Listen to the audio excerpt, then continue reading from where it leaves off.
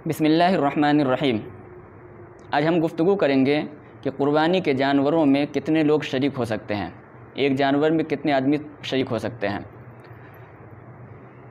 तो याद रखिए, जो छोटा जानवर है यानी बकरा, बकरी, दुम्बा, दुम्बी, भेड़ और मेंढा, ये सिर्फ़ एक आदमी क़ुरबानी दे सकता है। ये एक आदमी की तरफ से जायज़ है। अगर एक आदमी से ज़ायद इसमें शरीक हो गया तो फिर उसकी क़ुरबानी जायज़ नहीं होगी। लिहाजा अगर कोई बकरा या बकरी ज़बह कर रहा है तो अकेले एक आदमी की तरफ से ज़बह करें। अलबत्ता जो जानवर बड़े हैं, बैल है, गाय है, भैंस है, भैंसा है, ऊँट है, ऊँटनी है, ये जो बड़े जानवर हैं इसमें ज़्यादा से ज़्यादा 7 आदमी तक शरीक हो सकते हैं। यानी ज़्यादा से ज़्यादा 7 आदमी तक शरीक हो सकते हैं, क्योंकि इसमें 7 हिस्से होते हैं। अलबत्ता 7 आदमी से कम हो, 6 हो, 5 हो, 4 हो, 3 हो, 2 हो, एक ही आदमी अकेले पूरी गाय ज़बह कर दे, पूरा ऊँट ज़बह कर दे तो जायज़ है। लेकिन ज़्यादा से ज़्यादा अगर शरीक होना है तो 7 आदमी शरीक हो सकते हैं। 7 आदमी से अगर आगे बढ़ गए, 8वां कोई आदमी शरीक हो गया या 9वां कोई आदमी शरीक हो गया तो फिर उस जानवर की क़ुरबानी जायज़ नहीं होगी, क्योंकि बड़े जानवर में ज़्यादा से ज़्यादा अफराद की तादाद 7 है। दूसरी बात ये याद रखें कि बड़े जानवर में जितने भी आदमी शरीक हों, 2 हो, 4 हो, 5 हो, 6 हो, 7 हो, सारे शरीक का मुसलमान होना ज़रूरी है। अगर कोई मुसलमान नहीं है बल्कि गैर मुस्लिम है तो फिर उस आदमी की भी क़ुरबानी जायज़ नहीं होगी, और उसके साथ उस जानवर में जितने लोग शरीक हैं किसी की भी क़ुरबानी जायज़ नहीं होगी, सब की क़ुरबानी सत्यानाश हो जाएगी। अब आप कहेंगे कि गैर मुस्लिम कहाँ से शरीक हो सकता है, हम गैर मुस्लिम हिंदू को तो शरीक ही नहीं कर सकते हैं।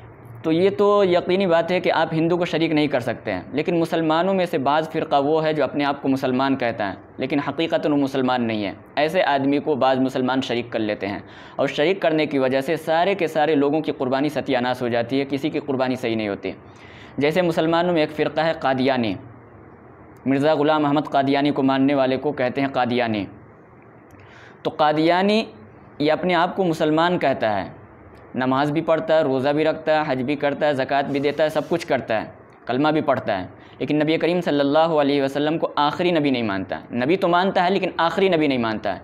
इसलिए पूरी उम्मत का फ़ैसला है, उम्मत मुस्लिमा का मुत्तफ़िक़ा फ़ैसला है कि कादियानी मुसलमान नहीं बल्कि क्या कहते हैं, गैर मुस्लिम है, वो दायरे इस्लाम से ख़ारिज है।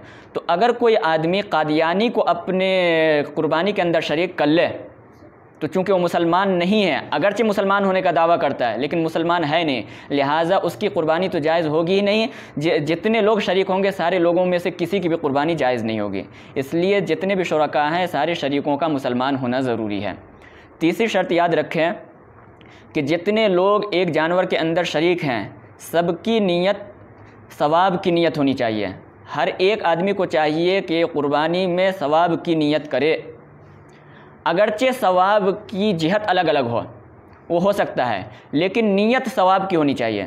मिसाल के तौर पे सवाब की जिहत कैसे अलग है, कोई वाजिब क़ुरबानी की नीयत से क़ुरबानी कर रहा है, कोई नफली क़ुरबानी की नीयत से क़ुरबानी कर रहा है, कोई क्या कहते हैं वलीमा करना चाह रहा है, कोई अक़ीक़ा करना चाह रहा है, तो ये सारी चीज़ें सवाब की चीज़ हैं, इससे क़ुरबानी जायज़ है। यानी कहने का मतलब ये कि एक आदमी, एक शरीक क्या कहते हैं क़ुरबानी करना चाह रहा है, दूसरा आदमी वलीमा करना चाह रहा है, तीसरा आदमी अक़ीक़ा करना चाह रहा है, तो ये सब की जा सकती है, इसमें कोई हरज नहीं है। सारे शरीक की नीयत सही है और सवाब वाली नीयत है, लिहाजा इन लोगों की क़ुरबानी दुरुस्त होगी।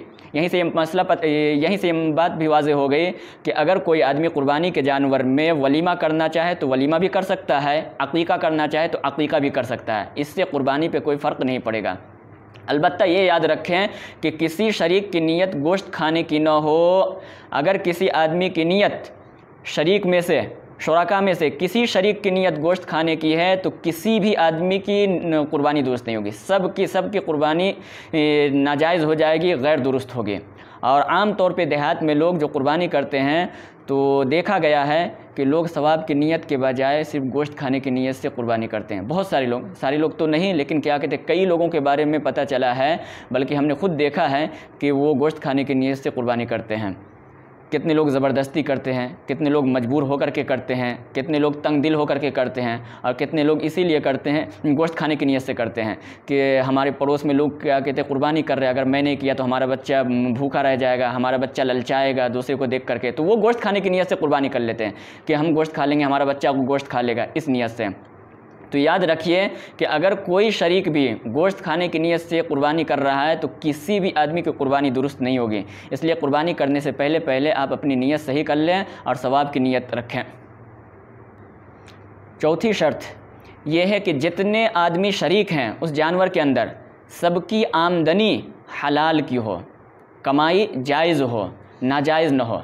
लिहाजा अगर कोई शरीक ऐसा है जिसकी सारी की सारी आमदनी हराम है या आमदनी का अक्सर हिस्सा हराम है तो ऐसे आदमी को कुर्बानी में शरीक करना जायज़ नहीं है। अगर कोई आदमी शरीक करता है तो किसी आदमी की कुर्बानी दुरुस्त नहीं होगी।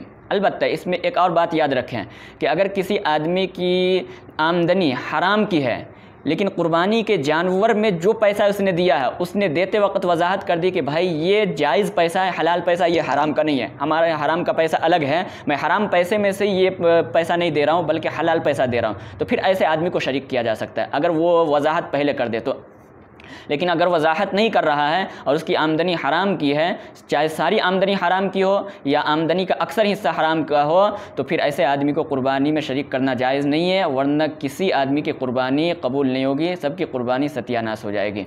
तो ये सब शर्तें थी कुर्बानी में शरीक होने वाले लोगों के लिए।